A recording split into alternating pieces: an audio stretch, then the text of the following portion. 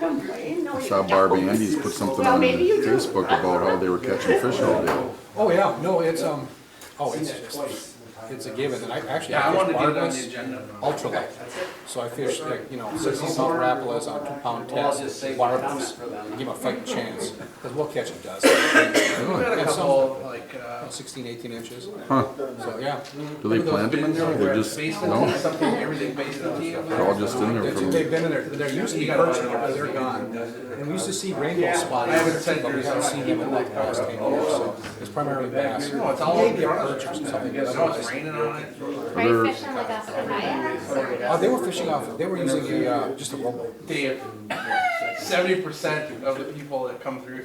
Yeah, it's a lot of fun, it's good for kids, little kids. Guaranteed, it's guaranteed, especially right after spawning, oh my. Oh, yeah. But even Oh, I now, highlighted the meeting. now they're hitting hard on the The mayflies, approval. some hatched It was all in there. last week, and they're just flopping around out there all day. huh? Yeah, no, it's a lot of Who's fun. that? Wow. They'll probably put another stack of Oh, I knew that. those blocks. Is this on? Hi, how are All the you? angle that it's at, yeah. How are you? Did you get my email? I did, that was fun, hey? It'll be even more fun. Hannah was so innocent, she's like, I need to introduce you to Linda. Like, And you said, I know her.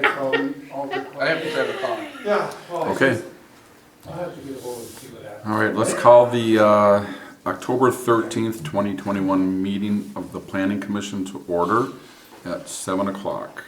And let's do the roll call. Steve Hakenin, Lake Enchantment. Bethany Cody, Lake Enchantment. Jim Johnson, White Oak Drive. Linda Winslow, Norwood Street, Marquette Township. Jason McCarthy, planner and zoning administrator. Approval of the agenda. Make a motion to approve the agenda as presented. I'll second it. Okay, moved and supported. Approval of the agenda. All in favor? Aye. Hi. Opposed? Minutes from previous meeting of September 22nd. None tonight. That was a long meeting, a lot of details in that PUD application that I want to make sure they're proper. So I'll bring those to you in 2 weeks. Okay. All right, do we have any public comment right now? That anyone would like to speak? I Bill Nordine with the Marquette County Landfill. Can we speak to the item when it comes up on 6B, or do we have to do it now? Yes, yeah, you can wait till then if you want to. Time. Yes, Thank you. okay. Dave Wiegand, Yes, Dave Wigan of Berkshire Road. I'd like to reserve some time on item 8C, the city motor inn. If I could speak to that towards the end of that agenda, I might appreciate it. okay. Anyone else? All right, let's move on to new business, special use permit public hearing request for a proposed short-term rental unit on property located at 1818 Granite Avenue in Marquette, in the urban residential zoning district. The applicant is Ted Grizelak, Grislack. Yeah. 180 Hidden Springs Drive. Jason. So, Mr. Grislack is the gentleman who purchased the former Meister's location on Wright Street. And he's built a new home there on the corner of Wright and Granite. And then there was an existing structure behind what was the greenhouse, which is now an accessory structure.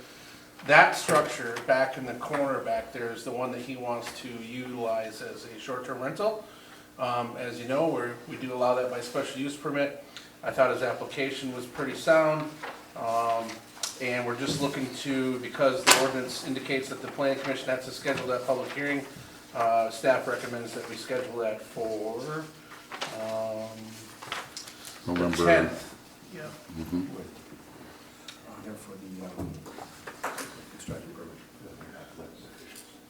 So yeah, he's added some significant value to the property, and I think one of the homes, he's actually marketing the home on the corner already, and the other one he intends to keep, which is a kind of a smaller structure, but it would, I think, lend itself well, provided that he meets the requirements of the ordinance. Okay, just to let the record show, Dennis Ferraro is now here at the meeting. Present. All right. Commissioners, any input on this? Yeah, I got a couple of questions here for you. So the application is for lots 31, 32, and 33 of Iron Bridge Park, is that correct? No, it should be Trowbridge Park. Oh, that's right, my eyes are so bad, yeah. Trowbridge Park, excuse me, it looked like Iron Man. Trowbridge Park, the 3 lots he's requesting for that? That's what comprises the property itself, yeah. It's a larger piece, actually. Okay, so if he's asking for this short-term rental on those 3 lots, does that affect his homestead taxes on the lot for his home? No, because he lives in Huron Woods. Okay, what about the, so let me understand this. So there is an existing home on there now, and he's proposing to put an additional residential site on there, or is it? No, it's been converted to a residential dwelling. Okay. He understands that, it's not his homestead, and it will be paying the full Okay, homestead tax. okay, yeah, I'm having a hard time reading these maps. Oh, the other thing I wanted to mention, on these applications for these special use permits, I don't know if it's just for all of them, but you always have the property survey or boundary survey by a professional land surveyor, and it's checked attached. I don't see that. Is that included in this packet by a licensed surveyor? What I meant to include was we usually include the digital field card, Yeah. which is from equalization on behalf of the applicant, Okay, which suffices for me. okay. I would hope it would suffice for you. I Okay, yeah, apologize. I always see that checked, and I look for the survey, and I don't see it, and I'm going, did you get one and we don't get it? No, That's not the case here. yeah. Okay, In fact, I did attach the, so this is the parcel per the Marquette County equalization. right.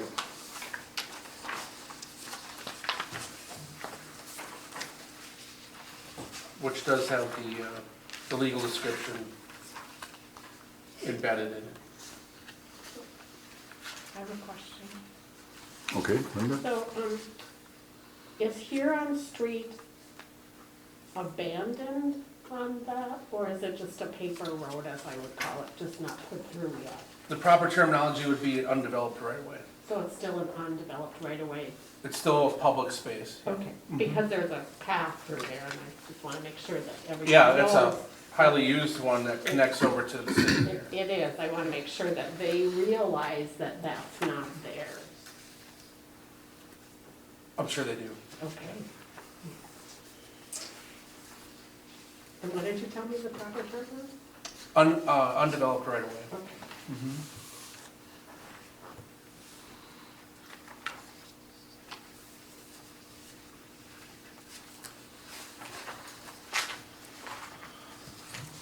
So my other question is, those 2 houses are very close to each other. The one he wants to use as a short-term rental and the house, or are they 2 separate things? One looks like a garage. That's correct. So and this was approved by the fire department when he went to, normally it would require 10 feet of separation for fire separation.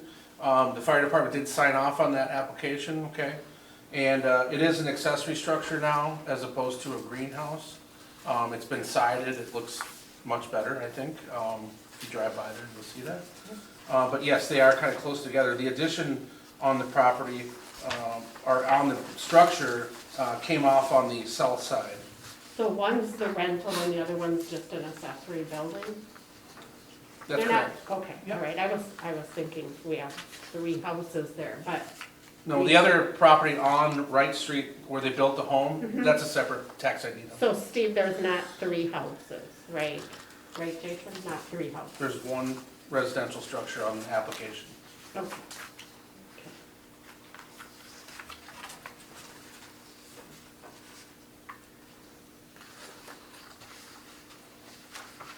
So does he presently own it then? Is the sale already gone through? Yes, He owns it? Yep. No? Okay. yeah, obviously the equalization layer information on ownership is not caught up with that.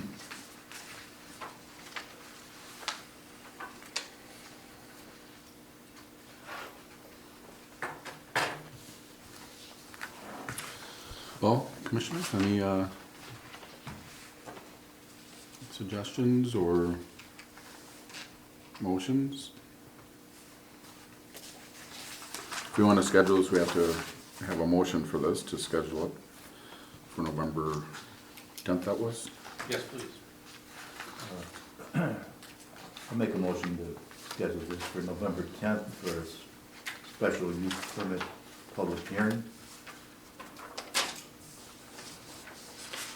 for the property, proposed short-term rental unit at 1818 Granite Avenue.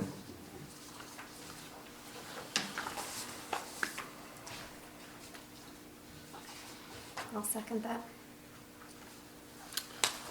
Okay. Any discussion?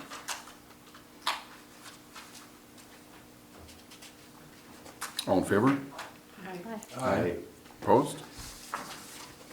Okay, so scheduled. 6C, there's no 6B? Oh, sorry, yeah, there That's was, supposed to be B? there was, but it got removed. Okay, Yeah, all right.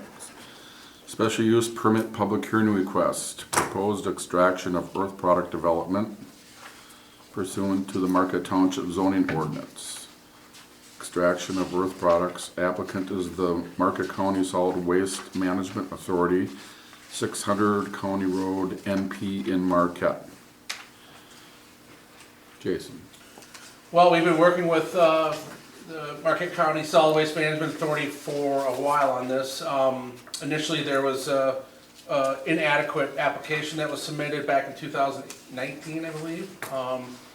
Since that time, they've come up with the requirements of the mineral extraction permit application, which involves a site plan, an operation plan, a recreation, a reclamation plan. And that has all been submitted, reviewed by us in the office, and we believe that it's ready to go for a public hearing. Thankfully, they came tonight. We appreciate you coming tonight, but really the next meeting would be the important one. Staff recommends that we schedule a public hearing for that on the 10th as well. And the general area, I printed this off for you, the general area of the activity is north of their current area, operational area, and they're going to be mining sand out of there, right, to recover.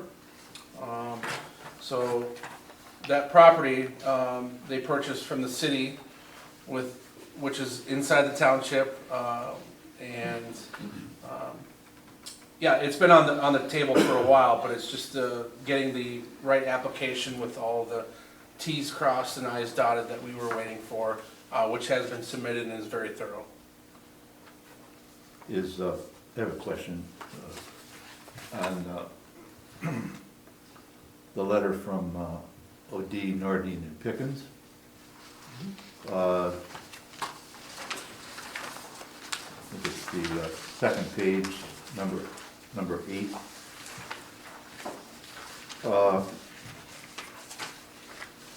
Is this correct? Did you check this? Is that all that's required? Is the soil erosion permit from Marquette County? For sand extraction, I believe it is, yes. Okay. Thank you.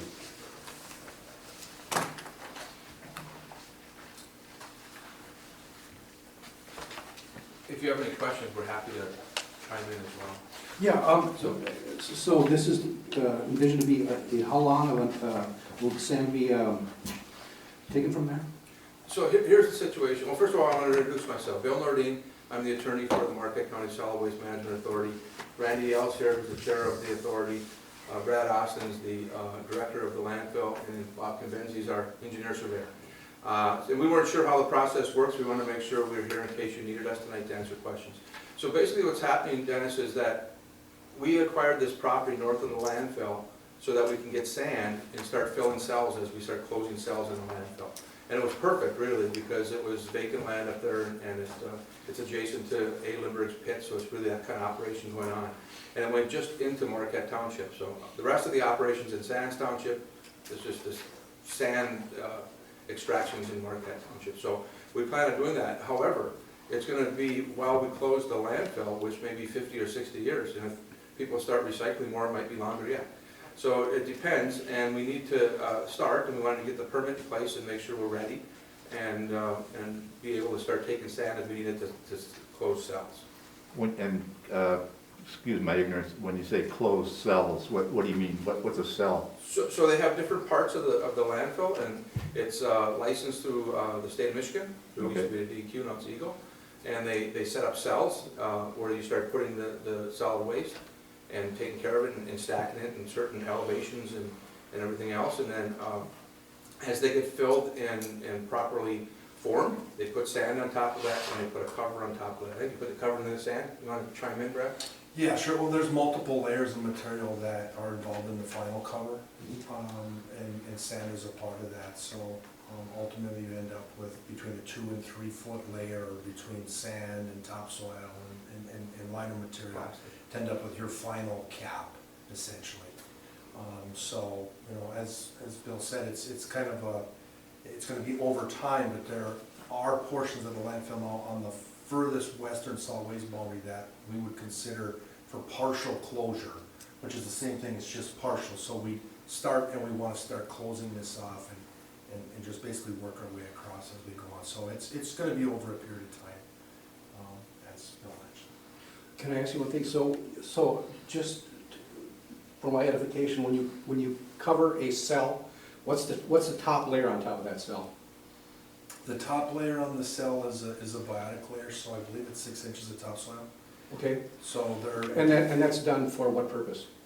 Well, that's done, so you basically get the vegetation. What you're trying to do is you're trying to protect the cap underneath. The sand layer. Exactly. The sand Protect the sand from doing what? from washing out. Okay, and so when you have this huge 100-acre parcel that is all exposed sand, what's gonna keep that from blowing towards my house?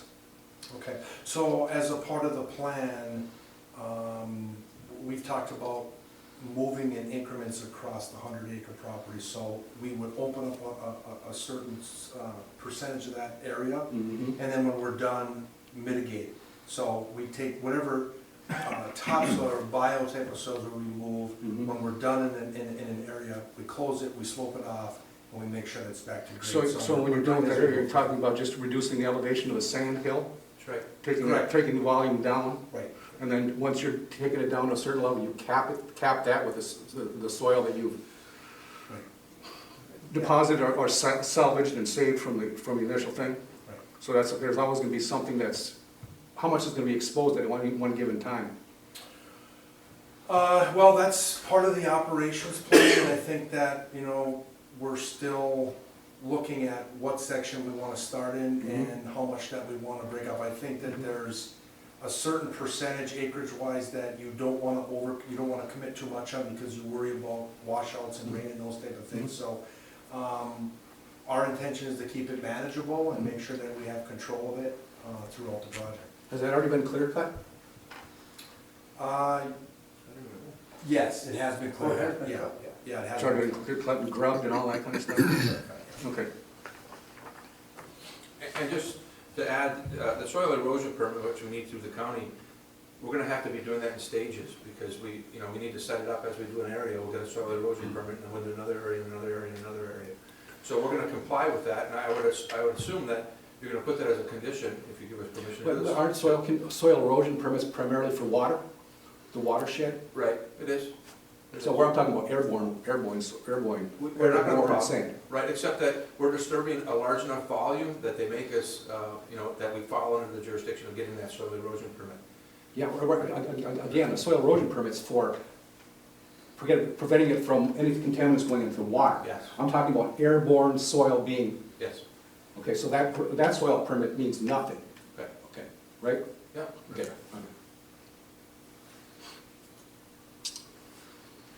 Where are you presently getting the sand from?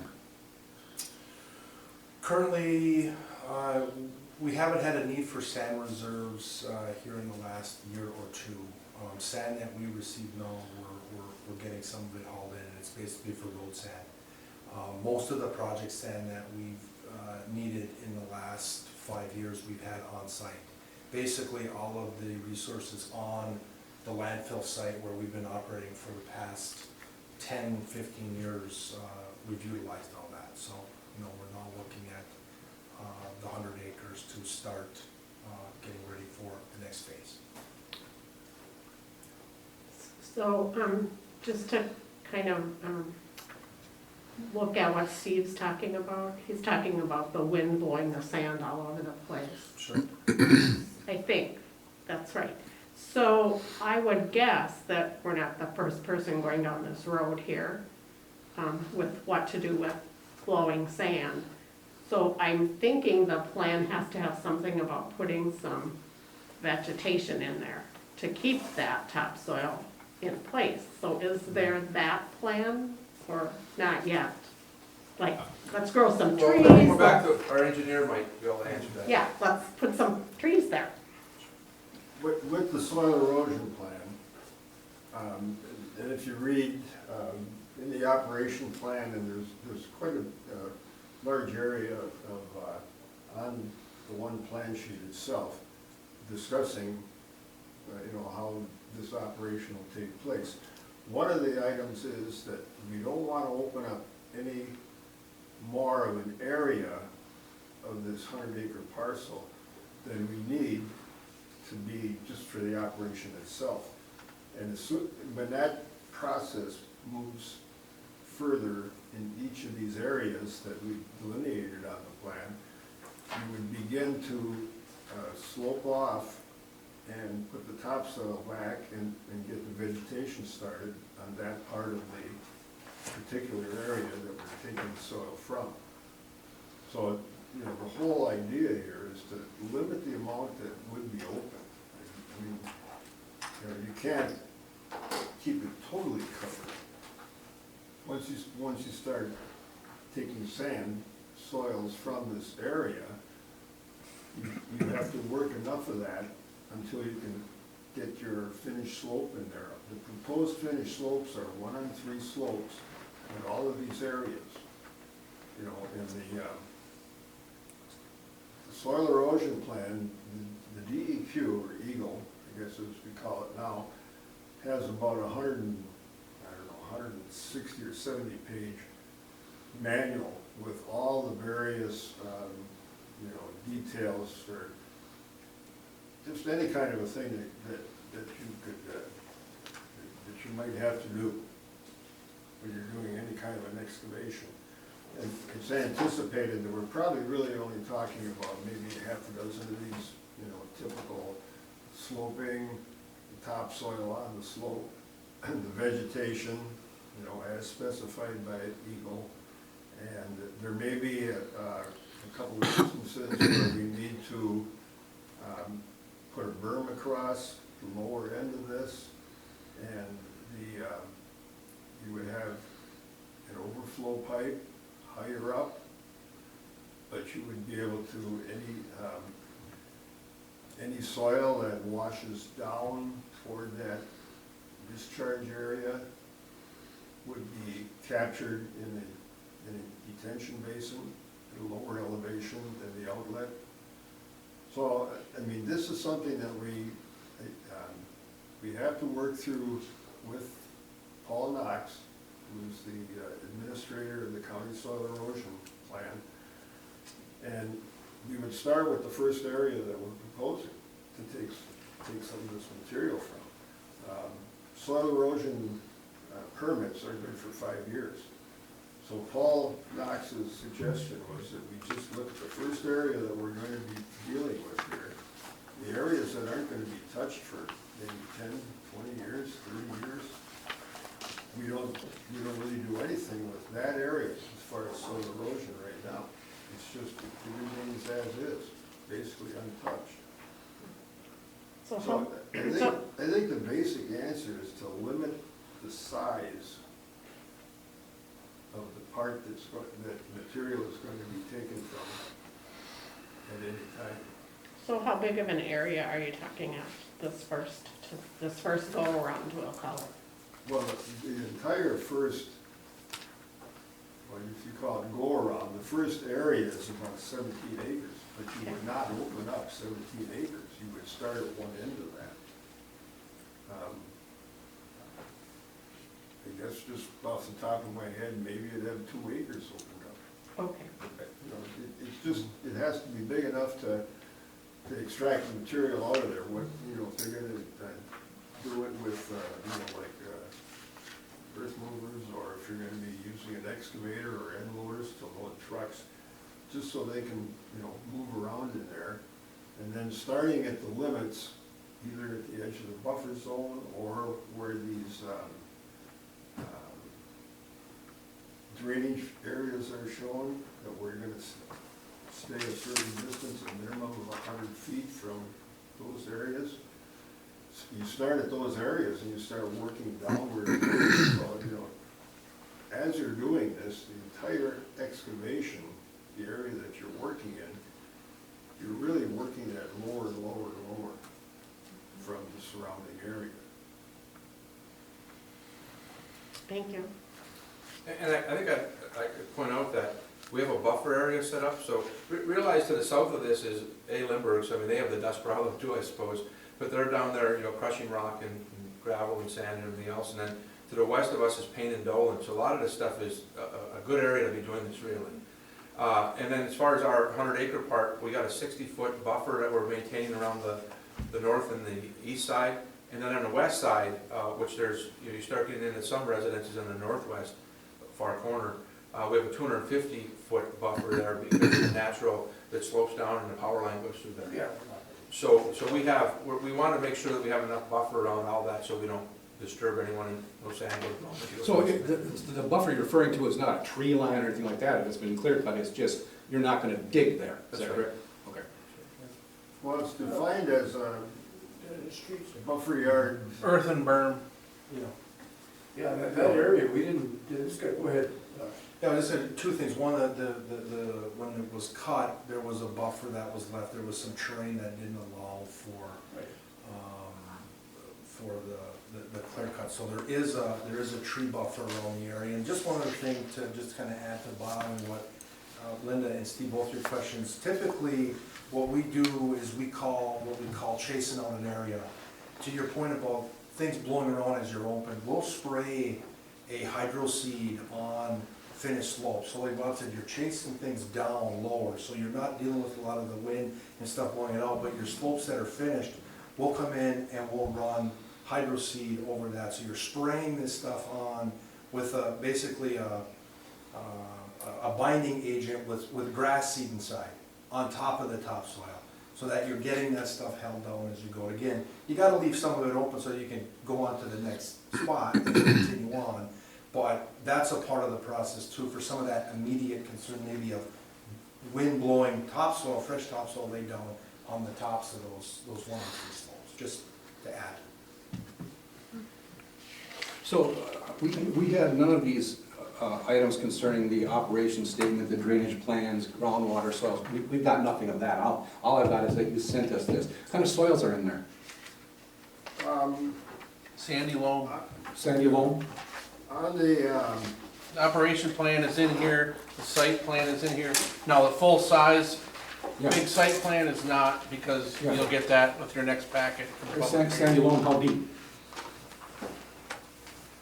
there were no borings done here. So you're assuming that there's sand in there? The soils information that shows on here. That's the USDA? The Soil Conservation Service soil survey that was done, I don't know, quite a few years ago. Mm-hmm. And those guys, you know, every day were all around the county Right, augering the holes. but none there. Well, they were in this area, but the holes were only now, 5 feet. That's as deep as they augured the hole. Okay, so you're assuming that there's good sand in there? Well, we don't know if it's 100 feet deep or 500 or. Okay, I'm just saying, Right. if it's not sandy loam, you're not gonna mine it? The type of materials that they need. Uh-huh. If it's not those type of materials. Okay. No. So you're taking a We're not chance? just, we're not just going in there and digging holes. and No, I understand that, but you're taking- taking a chance. If your sandstein runs down 10 feet and it runs out, then you gotta open up more quicker, right? Right, Okay. right. Okay. And our soils have to be qualified through Eagle, so Eagle looks at. No, I've got you there, because you're looking for a specific sand type, and there's assumptions being made here that you're gonna have that kind of volume for so many years. You don't know what's under the ground. Absolutely not. Okay. And I didn't realize you don't have these. You No, get them next we don't time. have. Right, I know, you'll have them next time, but Bob here put a big paragraph about soils and all the different soils, and so it's kind of an interesting read, so. Okay.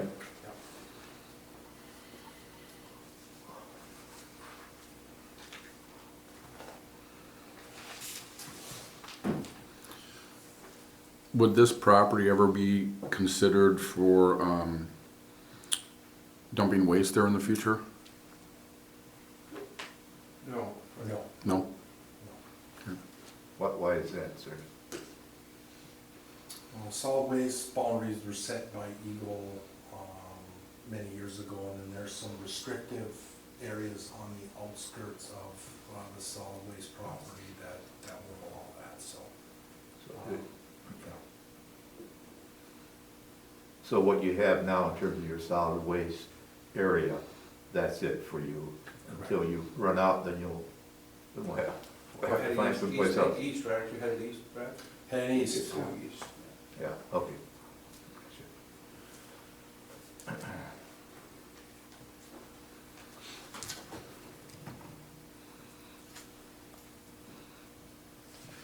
Anyone else have any input that you'd like to share with us? Well, thank you for that, let's have the input, it was good.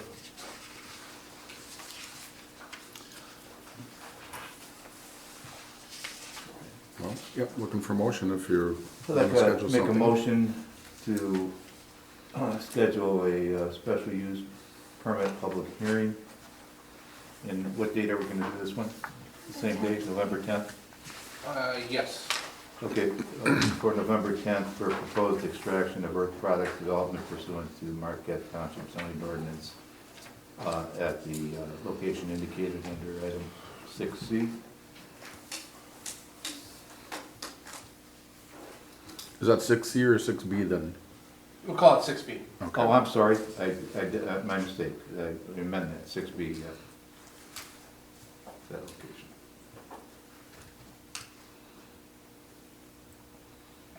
I'll second.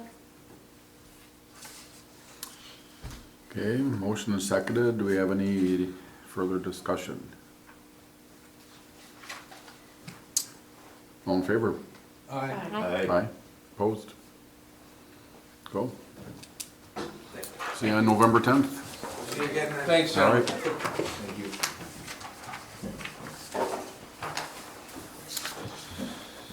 Okay. Any unfinished business? CIP requests? Right, if you remember, last time I tasked you with coming up with some rankings. If you're not prepared to do that tonight, you could send them to me in email format. So let me just share that the township board will be meeting to review the budget tomorrow. And they were hoping to have our recommendation for the CIP tomorrow. And so maybe what's happened here is that due to some unforeseen circumstances, we didn't get the stuff very early, and now they're asking for it already, and maybe we just go with what people wanted, I don't know. Because their plan is, this is what I think their plan is, their plan is to get the budget approved. What was the budget? Weren't we supposed to get the budget number before we, Well, this is help us with our list? someone have to pitch in here with me. Yeah. I've asked a lot of questions about where does the Sure money have. come from?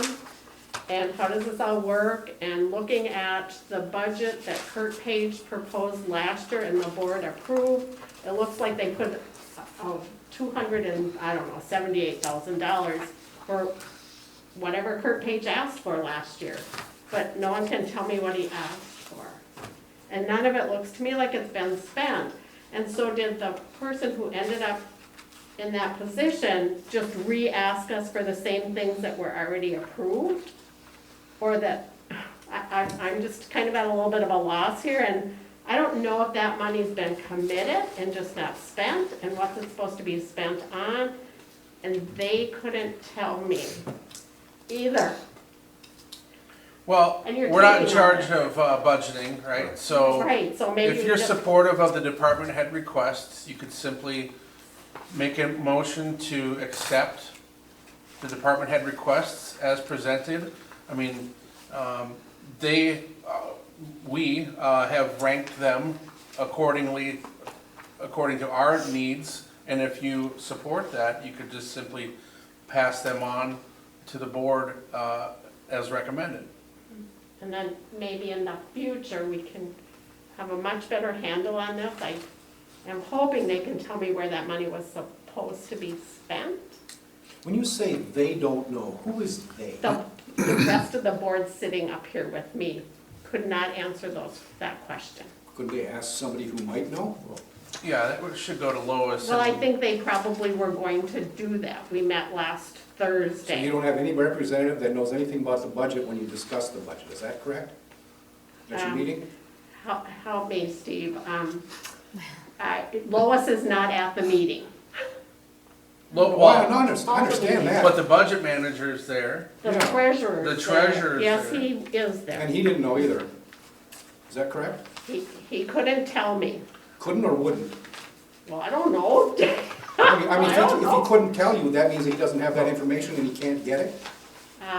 Maybe he'll have it for tomorrow. The other suggestion I would make would be to request to sit down with the department head himself. And he probably has a handle on what his budget looks like. I would hope so. Oh, I think he does, but I don't know. I felt like, Jason, he didn't know what Kurt had asked for. Oh, But maybe he did, and he wasn't there for me to ask, or for us to ask, or whoever to ask, and Dave's smiling over there. I would guess this isn't the first time this has been around the block. Because Dave remembers what we went through last time with this. Yeah, so you know, what, we're sort of like stuck here, that's what I'll Yeah. say. We have to like be better I feel like prepared. we've circled you around feel like- this. Yeah. I feel like, Many really, just tell months. me, you want a $300,000 roof for a building that, really? Well, I think if Jason's asking that, we trust in the Yeah, so I think we department just head's say, requests and well, yeah, I didn't put any CIPs forward, so, other than the rec committee's recommendations, but those were all deferred anyway, I believe, so. How really? about that Well, 1,000 they square were- foot garage for $400,000? Well, yeah, Well, I think this whole process is kind of flawed because Yeah. we can't recommend things when we don't know what the department heads value more than other projects on there. And that's what we were supposed to get from them before is, they were all you essential. tell us what you guys They think. were all You're essential? the experts on it. Which one do you want first, second, third, fourth? Yeah, what And, did he I say? haven't seen anything from anybody on he that. said they were all essential. Well, Right. we did have, we did have. Well, we didn't rank them. No, I know, but I mean, we, at our September 8th meeting, we had Mr. Bobinas Mhm. here, He did his and he department. said that these items are a must in 2022. The culvert, and I don't exactly remember what that refers to, number one. Number two, the roof. Number three, the excavator for the lead pipe stuff. Number three, the Center Street lift station.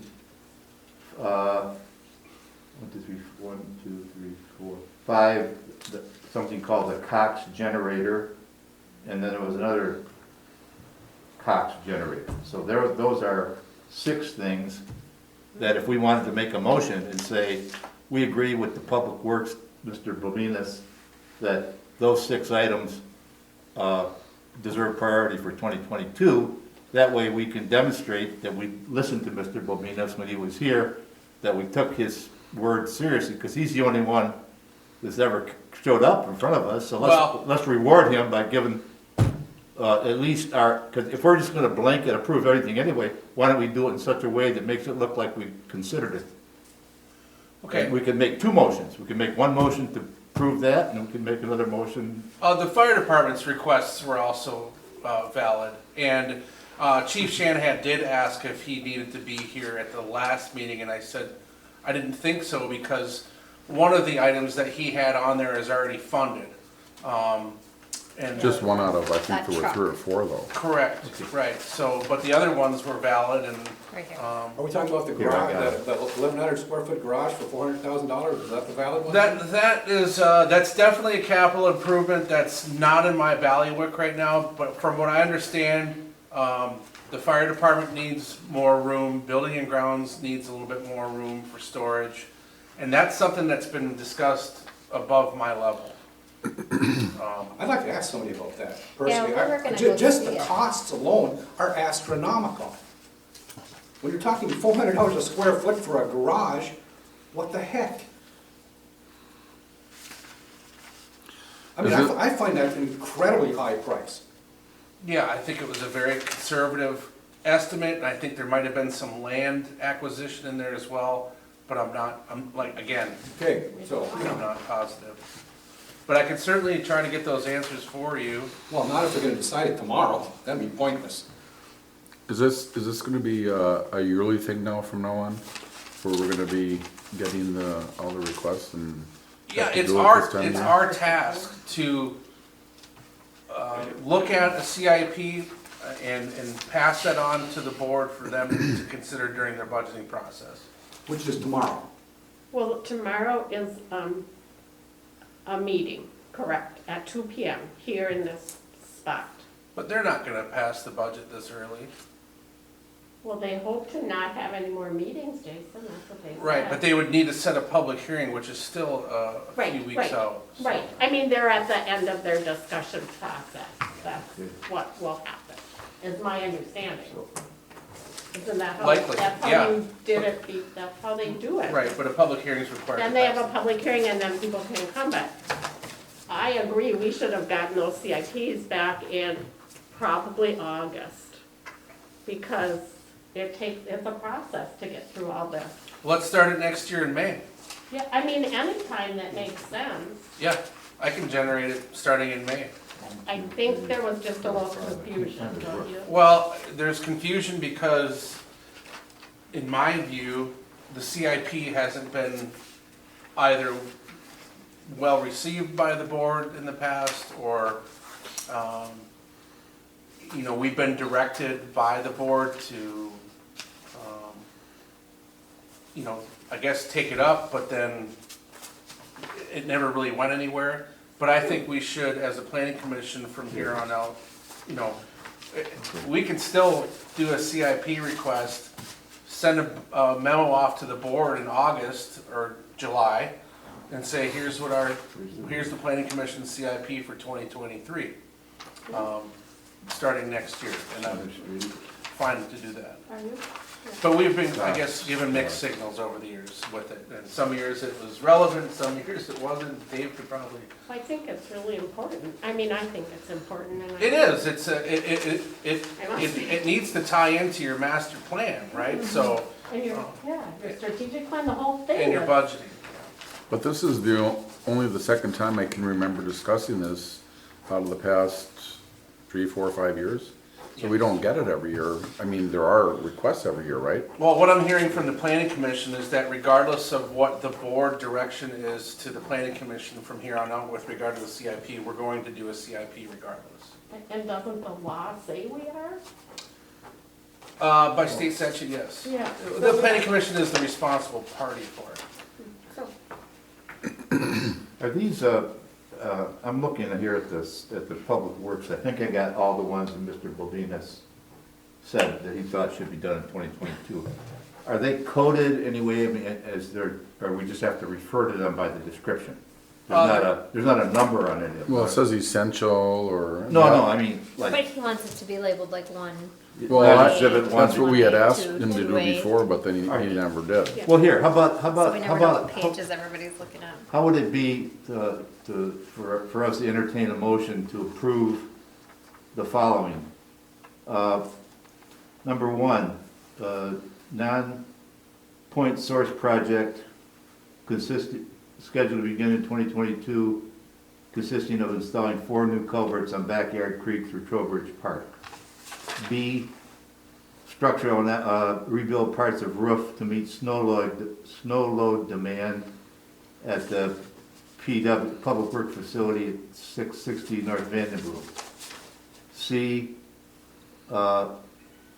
install a standby generator at the Center Street lift station.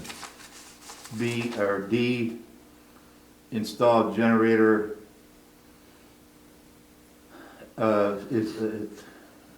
install generator and ATS at the Cox Pump House. E, purchase a hydro excavator, and F, purchase a 48-inch commercial zero-turn lawn mower. Would that be an appropriate motion? Yes, provided that the fire department CIPs are included, please. Well, I mean, I'm just talking public works, and we could move on to the fire department as a separate motion, right? Well, I prefer to just see one Okay, well, what, CIP. all right, how would you describe what the fire department wants? What is it? Well, They're in they've there been too, sent aren't to they? you. What Okay, if we just approve everything as? I think presented? Jason's kind of saying, why don't we just approve what the department have asked for? Sure, why not? And that would, then we don't want to name I every single promise one you of them. there's no fluff in there. And I don't think that was the structure behind the fire hall included in one of the CIP requests? Yes, By the fire department, and it's not just for them, that's a multi-use Yeah, building. and I don't It know. isn't fair to say it's for the fire hall. Yeah, exactly, yeah. I mean, and they kind of got pushed, I think, into requesting it, but it's a multi-department, endeavor. It's a township. It's a township project, yeah, it's not just the fire department. So Steve, I just have a problem with the fact we have a new township hall, we built a new fire hall, and now they're looking for a $300,000 garage to store records and some lawnmowers in a vehicle in a trailer. Holy cow! I don't think that's fiduciary responsibility at all. So who wasn't watching tomorrow? That's my question. If we needed all that and they did all that by building what they built, nobody was watching tomorrow. I want to know why, I mean, that's true, they want to be able to store records in this building? We currently rent, help me with this, we currently rent storage units to store paper records required by law. Yeah, and my business does too, and it costs us $30 a month. Yeah, I don't know how That's much $300,000, they have. that takes a long time to burn up $300,000 at You're right. $30 a month. See, and we don't have. And if they're gonna anything store to ask. lawnmowers indoor, wow, I mean, I don't know what that building is for. What don't we have room for that they need a 1,000 square foot garage for $300,000? Why not a 2,000 square foot garage? Just in case we don't have to build another 300,000 square foot garage. Yeah. I just find that to be just, And those are really good questions, but I don't think Jason. there's no one to knows, answer nor those I. questions, and, if they, I say we just, fine. just, I You wanna make a blanket motion? move that we approve the CIP request as presented. Thank you. All right. okay, so then yours wasn't the motion then? oh, Dan? I was just You were presenting just- a hypothetical, I Okay. didn't make a Just motion. want to make sure. I'm not gonna pick nit. Okay. I'll second the motion made by Steve. Okay. Any discussion? So this? so I'm still not sure if some of the requests were funded last year. Oh, that's right. That's my question. Some of them were, Funded last year, so the funding's in last year's budget. yes. Let the board sort It ought it. to wash out at the board level. right? Okay, but that's And what I that's part of the wasn't sure. problem here with this process But- is Correct. some of that stuff has already been funded and we don't know about it, so why are we Yeah, it's approving it if it's repetitive. already been? Yeah, I will relay that to the board. Will Yeah. you also relay that we appreciate Mr. Bobina's coming here and in person telling us all this, because that gave some meaning, at least to the It motion. should be part of every Yeah, process. because that, otherwise it's just rubber stamp For without the even. most part, it's gonna be the Public Works and the fire department, that's it. I Okay. mean, once in a while, I'll come up with something that's really not out of my Yeah, department. but it's just thank something- Mr. Bobinas, will you? I will do that. Thank you. Yeah. Well, there was also the rec committee, recommendations also for, swing, was there anything with the roof on there, or was that already I don't budgeted? believe so. or- Handicap No, swing. It was a handicap swing. Right, the handicap swing, but there was something else on there too besides there that. was, yeah.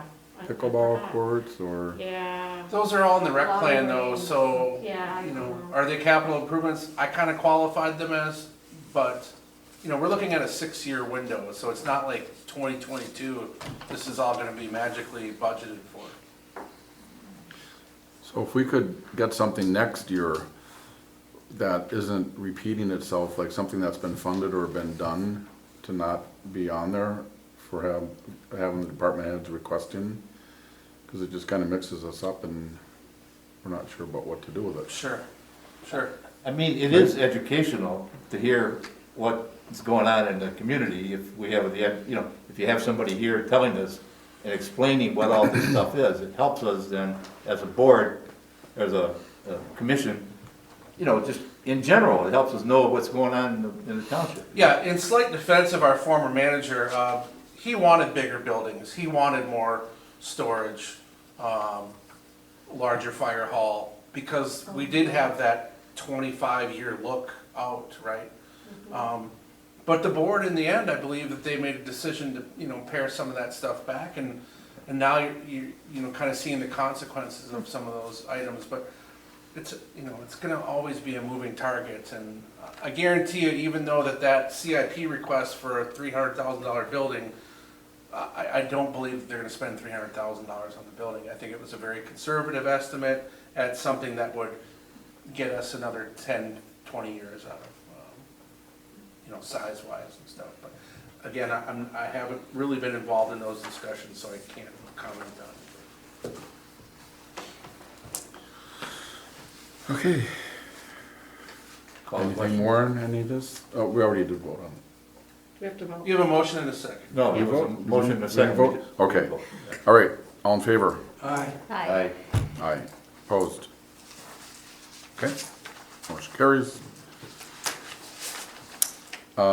Correspondence, regional park proposal discussion. I was hoping to have some additional information on that for you tonight, but we're not there yet.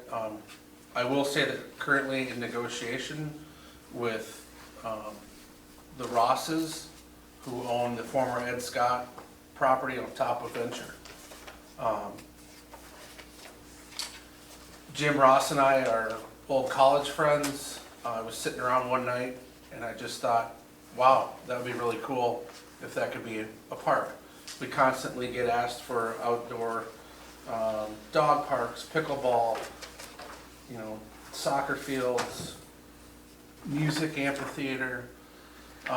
So I've been in negotiations with the Rosses. Obviously the board's well aware of it. They had a closed session not too long ago. And I think we're very close. And how this would work is that there would be no taxpayer dollars spent on acquiring the property.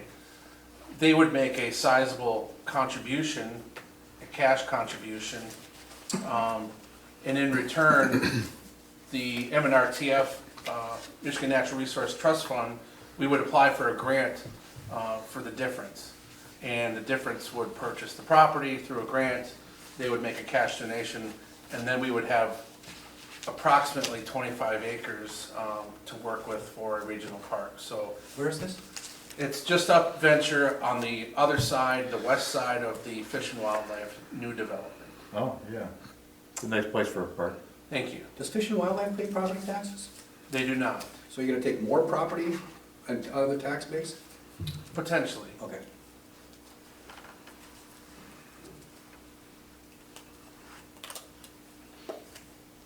We're hoping that the intrinsic value of the park would outweigh. Well, it fits in with the development of this whole area up here anyway. Right, so let me just end that by saying, there's 37 acres there, we would be acquiring 25. An additional 12 or 13 would then be marketed for commercial development. Is it all pretty flat in there, or is it hilly, or is it conducive? There's to some it? rolling terrain, there'd be obviously some earthwork, but I mean, some of the amenities, could be a lighted ski loop around the perimeter, outdoor dog park, pickleball, soccer, music, Concerts? music amphitheater, concerts. like what you were talking about before? Yes. A little bike park where Yeah. the kids could go speed. What's your concept for the timeline for completion? Of the acquisition?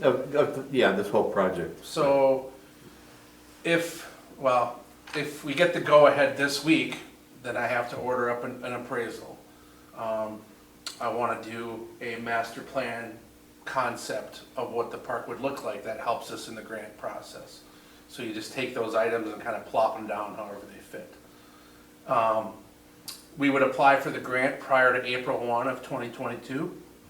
If we're selected, we will find out in the fall of 2022. Typically, it's around this time. Usually the DNR is one of the first government entities to get paid out of the budget, the state budget. So usually it's November. And we have a lot of positive things happening for us on that property, in that it's very close to Section 16, which is Trowbridge Park. You've got more than 52% of your population living right there. There's really no single-family residential in the area for the purpose of making noise or having a show. It's got great access. It's got, 3-part service. It will be connected by way of, if the DDA is successful in applying for the 2 segments of pathway that we need to connect to Venture from the highway, virtually everybody in Bishop Woods or, Oak Hill would be able to ride their bike under the tunnel and come to the park. I mean, it's ideal. So obviously these projects are a little bit complicated, but had conversations with our grant coordinator already, showed her a map. We haven't had an acquisition grant in quite some time. I can show you exactly where it's at. If I see Dave looking around, I have the DDA. It is within the DDA, so not only could you have potentially recreation grant funding, but you can also potentially have some DDA funds injected into it.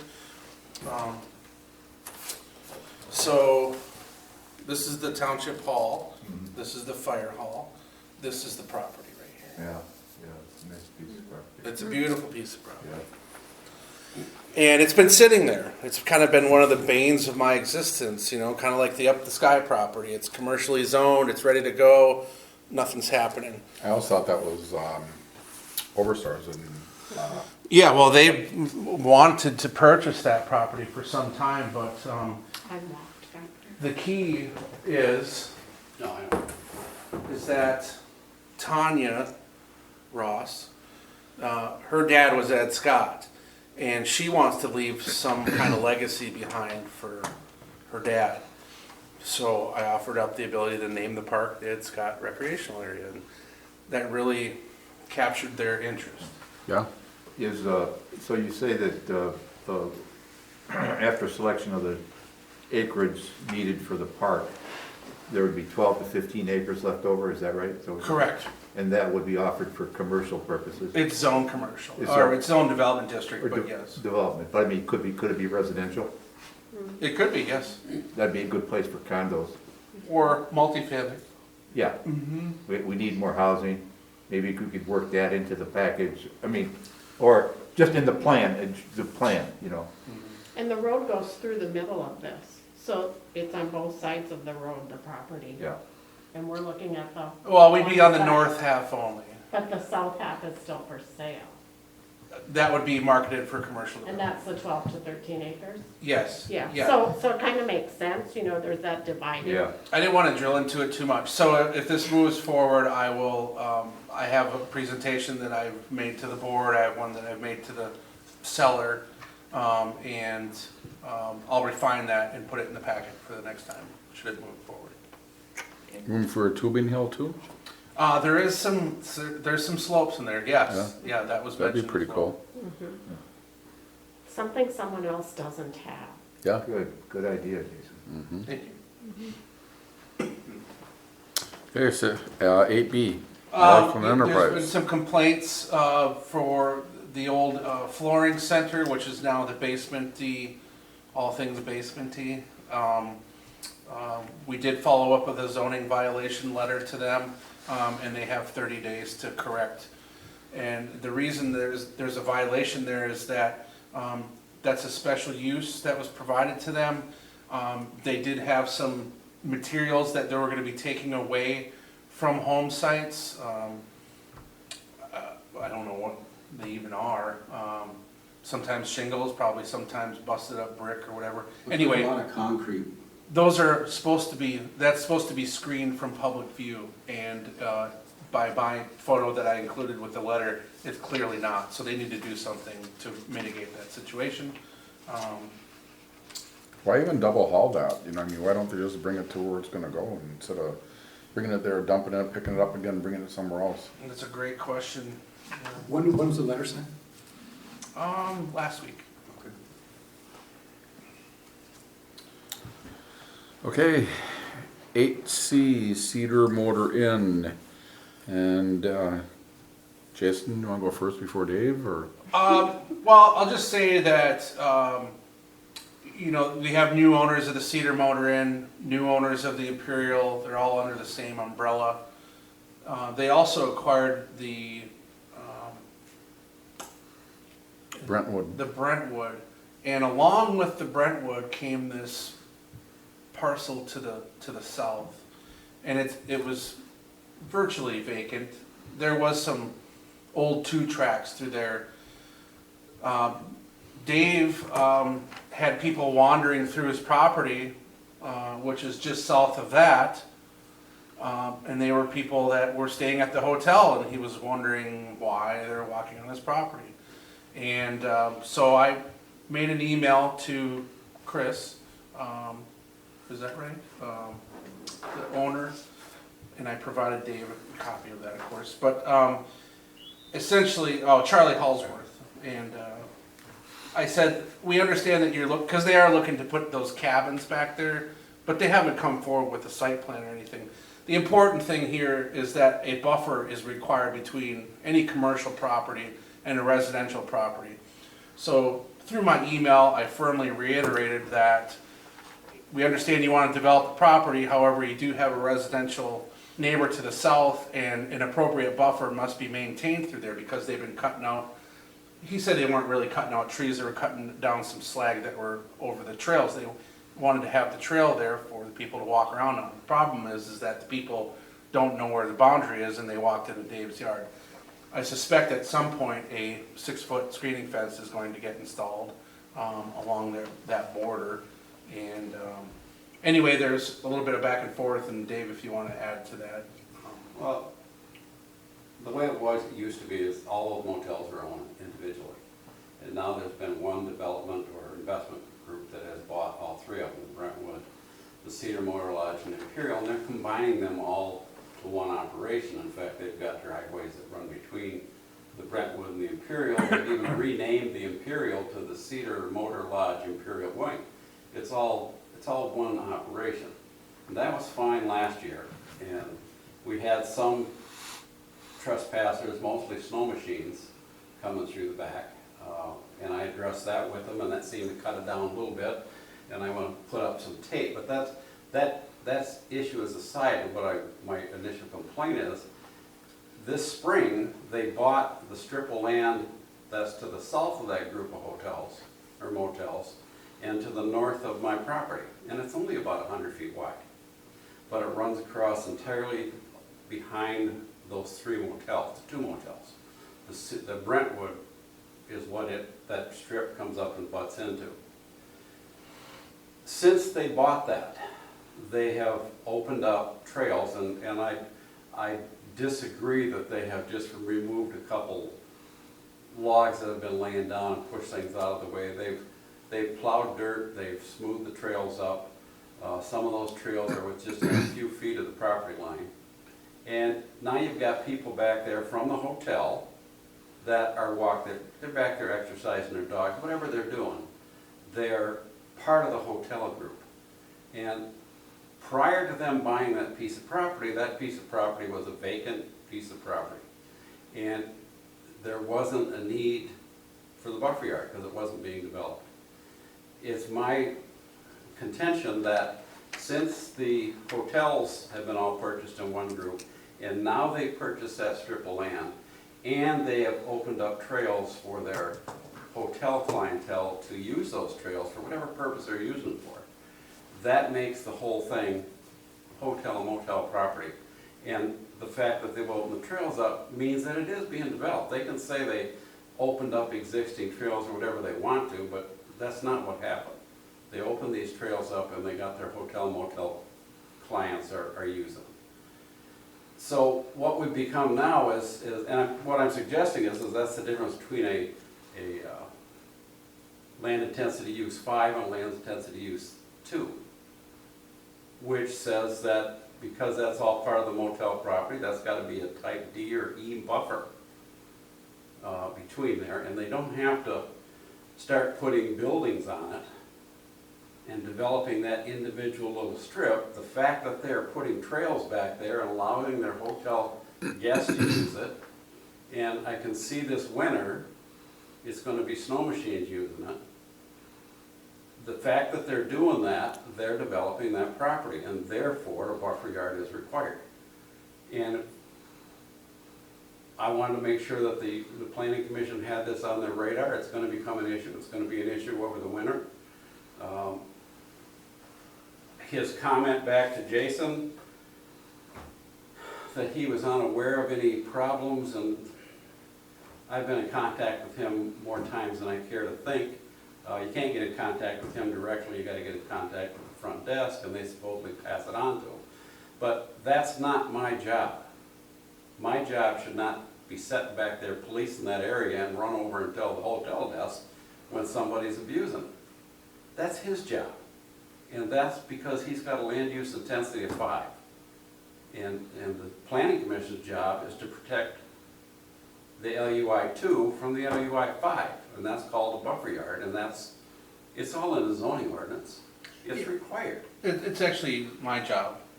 I just found out about this the end of last week, so immediately emailed Charlie. Charlie emailed me back right away. It's on their radar. I'm gonna follow up with a formal letter, spelling out what the requirements are per the land use intensities, and it has to be maintained. So if there's a trail that's within a couple feet of your property line, you're saying? From me. Okay. And how wide is the D&E buffer yard off the top of your head, do you know? Smallest is 15 feet with a fence. Okay. So, we're gonna put him on notice and we'll go from there. I appreciate Dave coming, he did indicate that he was gonna come to the meeting. And, expressing his case, and it's well received, and we'll follow up on it. And a couple of his comments are a little annoying. They are off-putting, yeah. He puts something in there that he wasn't even aware that any of his guests were using the walking trails. And in the next paragraph, he says, "We moved brush and deadfall to make more walkable and pleasant for our hotel guests." The whole thing has been put together so their hotel guests have got someplace to walk. That constitutes development. How wide was that requires a lot? buffer yard. How Pardon? wide was that lot again? I know you said, but I forgot. That lot is about 100, it varies in width. It's about 100 to 125 feet wide. Okay, And it runs effectively all the way from the Comfort Suites, all the way to the Brentwood. It butts into the side of the Brentwood. Now, the Brentwood has got a grandfathered screening fence behind their motel against their neighbors behind them. so what would you like to see? You'd like to see a fence and then a buffer zone beyond the fence where they didn't use I'd it? like to see the required buffer yard according to the zoning ordinance. It's a type E, it's 15 feet, requires a 6-foot fence with 15 feet of plantings. And they can't use that for anything else. It can't be part of the nature trail or anything else back there. That's put aside to be a buffer. Well, ideally, you wanna leave the natural trees there. That's fine, as long as he meets, and you can use those natural trees can count towards the buffer plantings, but they need to be supplemented where they're thinner. Right. But the big thing is to have the fence up there and leave that 15-foot buffer with the required plantings in it so that you can keep the people out of there and you can keep the snow machines out of there. Yeah, that would be I'm the sure I'm ideal. not gonna be the last time I'm here about the snow machines. That was a problem last year, and now that they've opened those trails up and cleaned those trails up, it's just a 5-foot jump to get over on the property and get back. That allows them access back to the Iron Ore Heritage Trail without putting their machines on a trailer and taking them someplace. They can just go up across our property down Brookton Road right there. So this land goes parallel with the highway and Runs behind. kind of goes east and west then? Yes. And Yeah, it's on the, there's a thin strip of that land that when it gets to the Comfort Suite, it's 100 feet wide and it comes down to US 41. And it's 100 feet between the imperial wing of the City West, and the Comfort Suites. There's 100, and that's undeveloped. is there like a loop there that they've made where they can go there and walk? No, they can come out the back of any one of those 3 motels, and there's like 3 or 4 trails that run around through there that they took a tractor and a blade and went through and moved all the vegetation and stuff out of there, and it's piled up to the side, and it looks pretty nasty, but all that aside, if the buffer yard was there, I wouldn't care what they did. But I think they need to do the buffer yard, and our history with buffer yards is not great. They always seem to end up as a poor me scenario at the end, and we can't do it, and I mean, and I would use Fox Motors as an example of a headache from day one, and I hate to see this turn out to be the same way, a 5-year battle to get them to put in a buffer yard. That's required when development is there, and development is there. The development of trails for the guests to use is development, and it's owned by the motel. Before that was owned by the motel, I can see their point that there's no buffer required. But now that the hotel owns it and it's part of their business, then they need to put the buffer in. And shouldn't have to wait until they start putting the building up back there. Who owned it before? It was owned by, the strip of land. The gentleman lived in, west of here, Champion. Okay. But he never did anything with it. It was at a all. landlocked piece. Well, he owned the Imperial, he owned the Brentwood, Luke's. and he sold all those off. No, that's not the name, but it's something else. No. And he sold one off to Relations and the other one off to Relations, and he divested himself of all that except that one strip back there. And then these guys come in and bought the whole 3 motels up, and then they bought that piece of land to go along with it. And I understand they have intention to develop that with whatever they want to do, something to supplement the hotels and motels, whether it's mini homes or whatever. But they're going to do something back there. But I'm just saying we shouldn't have to wait until they start putting footings in back there. It's part of the motel business right now, and it needs to have a buffer yard now, not later. So Jason sent a letter, and so they have so many days, or you didn't send it yet? Not yet, no, I'll likely send it tomorrow, but And then they'll have so many days to respond. yeah, I don't know, they're not gonna put a fence up in 30 days. What I'm saying is that they need to understand that the trails constitute development by our ordinance. If, they're cutting trails back there, and they need to establish and maintain a buffer yard on their property. Mr. Wiegand's not the burden property. The burden property is the commercial side. So far I've taken it upon myself to put a fence up across the back there to keep out who I can, but so far we've become the color tour group for the hotels. It's nothing to see 3-4 people out there with kids in tow, walking around the property, walking around the pond, out at the gazebo, looking at the colors, and you walk out and ask them, can I help you? And, I mean, they're nice enough, but the point is, they shouldn't be there. And the point is, if somebody gets hurt back there, who's liable? So we'll let Jason do his thing, and then he'll get back to us and to you, right? yes, I wanted to put it on the agenda as a point of order and as a reminder to keep chipping away at it. And I'll just beat nagging, so. They didn't need any kind of permits to start developing the trails in there? No, the ordinance says if they're like over a mile long, then they need to get planning commission approval. But I didn't even know there's trails being constructed back there, so. No, I don't think Jason knew any of that until I called him and asked him what was going on back there. And then I was just beside myself when I heard that there were people walking through there, and I included that in the email. I just said it's unacceptable, completely, it's trespassing. Yeah, I don't. So, yep, we're working on that. Fun stuff. From the burger joint. Yes, okay, another one of Dave's neighbors in the same vicinity, Mr. Pafford, had sent an email to Chairperson Johnson. I don't know why he didn't communicate with me directly, but basically indicating that, you know, Subway is different than Queen City Burger. Queen City Burger is going to be broiling their burgers, and he is worried about the odors associated with that. Now, Mr. Pafford is not immediately to the south of that development. There's another parcel in between there. I went through the ordinance.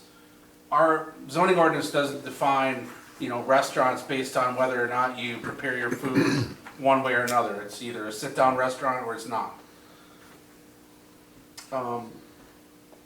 Secondly, you had a restaurant there before, and the new restaurant does not, in my opinion, constitute a change of use. Okay. I'm missing, who's complaining about what? Odors. I understand. Mr. Pafford to the south Who is what? he's a residential property owner, Okay. is complaining about something that hasn't happened yet, because I don't even think they're open. Yeah, they are now. They are now. So Mr. Gazzetti is opening up Queen City Burger. He's moving Queen City Burger down because True North, with the site plan you'll see at their next meeting, is proposing to redevelop that site. So he was able to get into a lease with Mr. Muley, who owns the former Subway building, which is now Queen City Burger. Long story short, the first time I provided some feedback to Chairperson Johnson regarding that I didn't think it was a change of use. The ordinance doesn't distinguish between if you flame broil your burgers or if you make vegan sandwiches. And I asked Mr. Gazzetti, I said, would you consider putting on a filter on your exhaust? And he said, sure, if Mr. Pafford's willing to pay for it, I'd be happy to do that. He said it was in the thousands of dollars to do.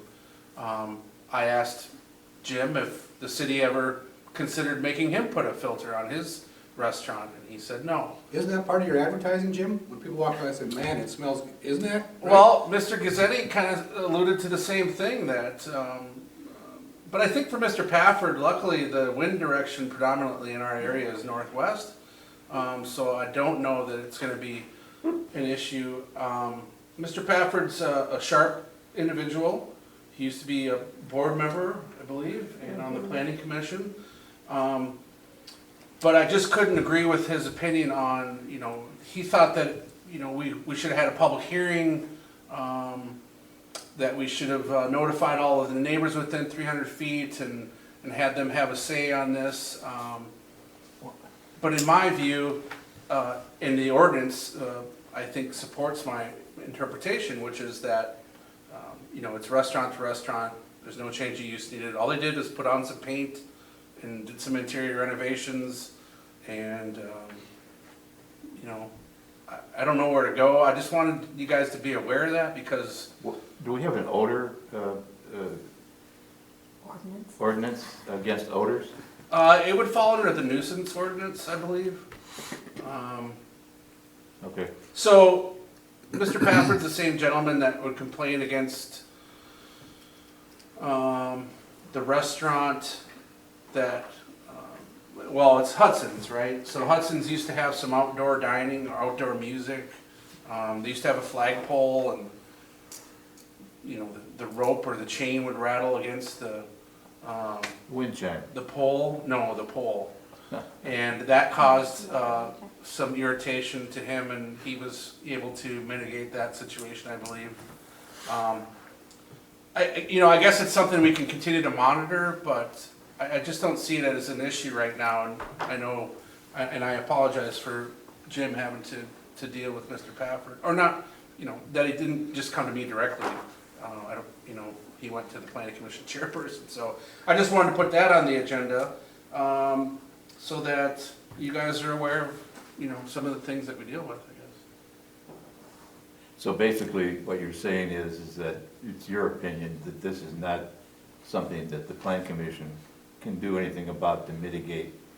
You're just gonna use. Unless it becomes a nuisance, but then, okay, let's say it goes all the way to circuit court. Yeah, What judge is gonna rule against a bona fide business in a community? In a commercial district. In a commercial zoning district uh-huh. with long, and it's hard for Dave too. I mean, they're up against a growing area. And I know that you were marketing your property. So yeah, you wanna protect your assets, but again, it's, there's a fine line there between the commercial side of it right off the highway, and then, a chipping wedge away is the residential land use, so. Yeah. I guess, let's put it this way, let's monitor the situation, okay? And if it becomes something that, we continuously get calls on, then, we'll have to address it further, but I guess it would fall under a nuisance. It would have to be a judge that doesn't like burgers, I guess, I don't know. I did email him back and tell him about what Mr. Gazzetti said, and I haven't heard anything back from him since then, so. Yeah, and please feel free to refer Mr. Pafford to me if you need to. For some reason, he wanted to talk to me, Planning commissioner to planning commissioner, I'm sure. I guess, yeah. But, his big thing was the change of use, that it was definitely a change of use, and I agree with you, I don't see how it was a change of use at all, but. No, in fact, Fazoli's was a Italian restaurant, and they grilled food there, so it would, the burden of proof on all those things is always on the township. So, you have to have your ducks in a row if you're gonna enforce something that is historically, I guess, been a restaurant. And then I think Dave said that there was one other iteration of a restaurant prior to that too. I don't know which one it would be, but, so yeah, the land use has been there for decades. Mm-hmm. Okay, I'll let you know if he says anything more. Thank you. Township Board Report, Linda. The Township Board met on Tuesday, October 5th. There were a couple of things of interest here. October 27th, the landfill is doing a tour if anybody's interested. It's at 6 p.m. I guess you just show up and they'll tour you through the landfill. As I said earlier, October 14th, tomorrow from 2 to 4 is a budget meeting. Tim Scholander came and talked about Upset. That was very educational. They are, I think I have this correctly, they rely on $181,000 in donations to fund Upset. So $181,000. In the past, we've given $1,000. Some people put in the budget to give $10,000 this year. They appointed Karen Blake to the road committee. What's her background, do you know? Yeah, she worked down in the Chicago area and was in charge of roads. So she has quite a background, according to Lynn. Okay, great. Strategic planning session, it was originally scheduled for October 27th. It's now scheduled for October 28th. And it's from 9 to 5. And I did say there was some interest from the planning commission members in attending. So let Jason know if you're planning to attend so you get lunch. I would encourage you to come if you even can just come for a couple hours and listen to It's the strategic 28th? planning. It's the 28th from 9 to 5. Over there? Well, Or in I here? hope so because that has bigger screens, okay. Okay. Okay, and I'm, yeah, so hopefully so.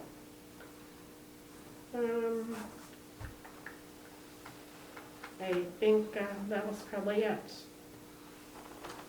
We did talk about the county apportionment commission and how they split our township in half with the county commissioner vote.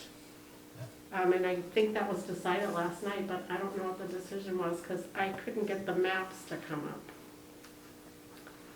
So other than that, questions?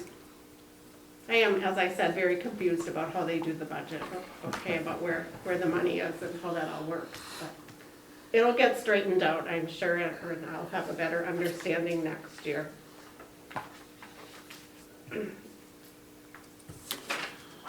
9B, rec committee report? The rec committee will be meeting next week, Tuesday, and I hope to have some good news for their planning efforts for the next 10 years. We'll see.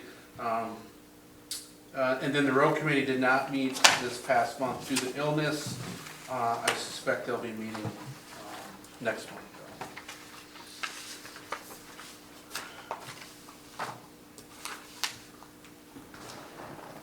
Planning and zoning report.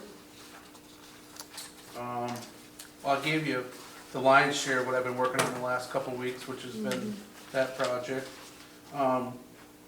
We also obviously received the mineral extraction permit, and we have a site plan for True North, which you'll receive and review at your next meeting. And let's see. Anything more with that 2,000 acres? No. No. Nothing yet. And then, if you remember, we scheduled another short-term rental for Connor Wilkinson. And we didn't get the notice in the paper soon enough, so we actually rescheduled that on our own, because you guys already made a motion to do it anyway. So you'll be seeing that, I believe, on the 10th as well. Three Or maybe public it's- hearings then? Maybe it's next week. I think it's next week, yeah. Yeah, kind of a busy end of the year, hey? What's next week? 2 weeks. Okay. 27th. 7th.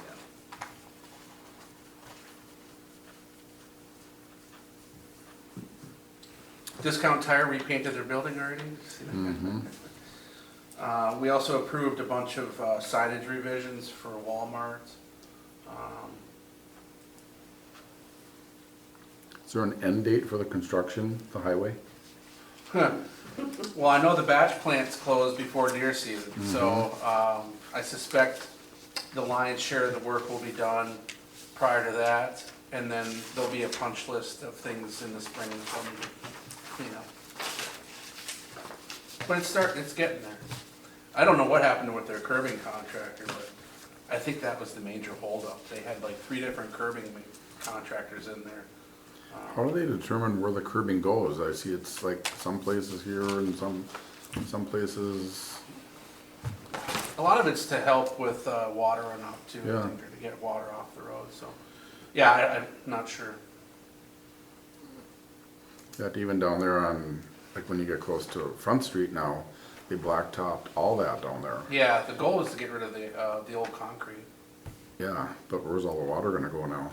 Well, they did dredge out on the south side because there was kind of that ravine or creek there. Yeah, That's where, but in the middle, in the medium, oh, they probably have a pipe in the middle then. I didn't see any. I was just looking for that. I No, didn't see a pipe anywhere. there might be one in there already. Yeah, I guess I'm not positive, but I've always been told that there's a pretty significant pipe that runs through the median Okay. from as far west as you can think of. It was a river. I mean, that was a stream. Yeah, Yeah, yeah. when I Well, you was see little. what, the roundabout they did by the hospital there too, that, or I'm sorry, the one that's closer to Grove, or that is Grove Street. There was a significant structure placed in there for water Yeah, You know. it was a stream. conveyance.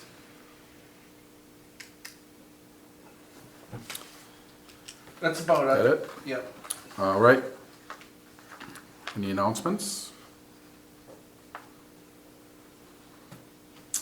Any more public comment? No, I didn't. Dave Wigan, Brickton Road. A couple comments.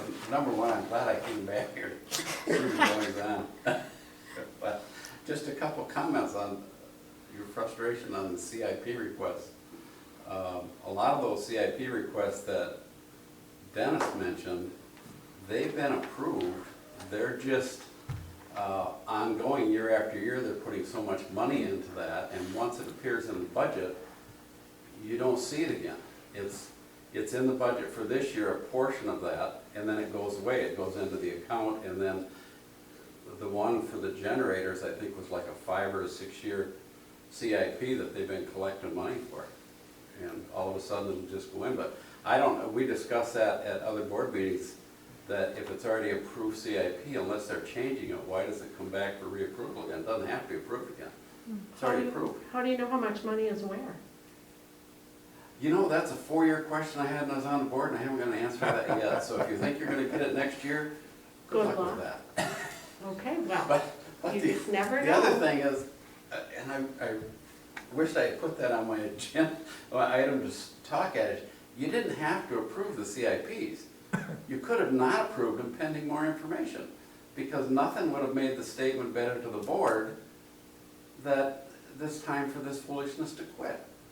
We don't approve your CIPs because we don't have any information. They don't have to have the budget done until the end of December. Correct. So they could have moved it a little bit to accommodate the additional information. And Steve, you were upset about it, and rightfully so. It's not worth the hassle. Well, Actually, it is. it's not a jab to the board if you're not in support of the CIP, in my opinion. It's a jab to the department heads Well, that put it together. If the planning commission is supposed to approve the CIPs and recommend them to the board, and the planning commission doesn't get the information they need ahead of time, then you shouldn't just give a blanket approval to the CIPs. They should give approval to those that they have gotten the information, gotten their questions answered, and not recommend the rest of them, because that gets the point to everybody that we want this information. So, and the only other, there is an odor control ordinance, but it's in the marijuana ordinance. That's right. There is an odor control in there, and it's probably the same machine that does that, which is thousands of dollars. Carbon filter, yeah, NEPA stuff. And you know, I'd be awful concerned, because I think sometimes, like Burger King, they intentionally put their smells out, because that is actually a business plan. So when you start messing around with a company's business plan, you know, if it's a noxious odor, and food cooking, I mean, that's a very subjective thing. So I think that would you'd have to be very careful when you say you can't have any smells coming out of your restaurant, right, Jim? Well, Burger King's kind of special because of the way they cook those burgers. But understood, but even your place, I'm sure they can smell, man, they got some good garlic bread going in there and stuff. I So- think it smells good when the That's food right, comes that's out right, there, you know, but. that's right. So I'm saying Some that you people would don't. find that to be a benefit to your business. So when Popcorn you're is saying you can't, eliminated. Yeah. A lot of Agreed. vegans probably don't think that meat smells good.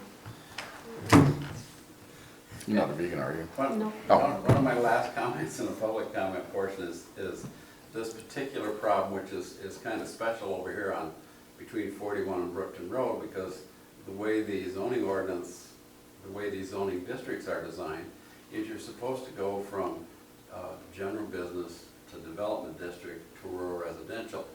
And over here, there's a little finger about 50 feet wide that is development district, and it's not even the whole piece of property. It's just this little strip in there so they could fit the order of the law, so they didn't go general business and rural residential.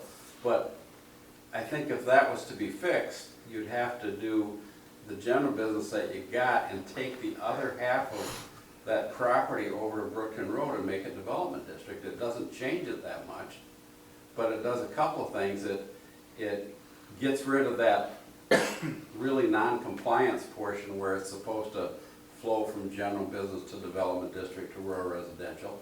And at the same time, it would remove the conditional zoning over a Beauchamp's, because then you could just zone that development district and it wouldn't be spot zoning. Well, the future land use map only supports the rezoning of your property to development district to the northern right-of-way line of Brookton Road. Right, correct.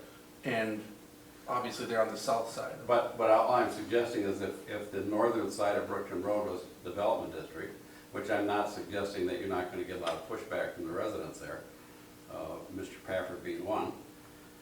As soon as that abuts Brookton Road, then it's not a A leap, spot zone. then it's not a leap to say that you could include Beauchamps into that development district, and it's not spot zoning anymore because it abuts development district. So I think that's one thing that could be fixed over there that would make that transition a little lot smoother. Yeah, that's a good thought. It's something we could look at. I personally would not have any objection to seeing that development district. Essentially, it doesn't make any difference. Does that reduce your buffer from DD to DD? No, it's based on Land land use use. intensity. Okay. So as long as the land use intensity doesn't change, the buffer requirement doesn't change. That's right, it's based on use. Okay. That's it. Okay, Thanks, thanks, Dave. Dave. Good to see you again, Dave. Yep. Additional comments by planning commissioners. Stephen? I'm good tonight. None from me, Jim. None from me. None from me. I can't think of a thing either. Sorry, Jace. Okay. Meeting adjourned at 8:35.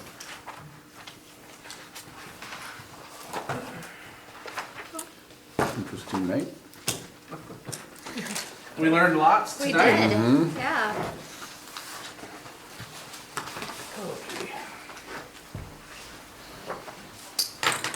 Thank you, ladies and So gentlemen. that, Jim, you're sitting